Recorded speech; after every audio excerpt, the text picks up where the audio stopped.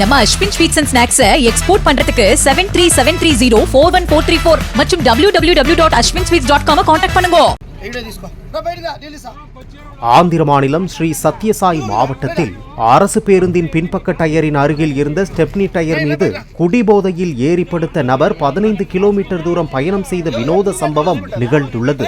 பின்னால் வந்த வாகன ஓட்டிகள் டிரைவரிடம் தகவல் தெரிவித்ததை அடுத்து அதிர்ச்சி அடைந்த டிரைவர் பேருந்தை நிறுத்திவிட்டு ஸ்டெப்னி டயரில் படுத்திருந்த போதை ஆசாமியை இறக்கிவிட்ட போது அவர் மன்னித்து விடுங்கள் என்று கூறி கையெடுத்து கும்பிட்ட வீடியோ காட்சி சமூக வலைதளத்தில் பகிரப்பட்டு வருகிறது.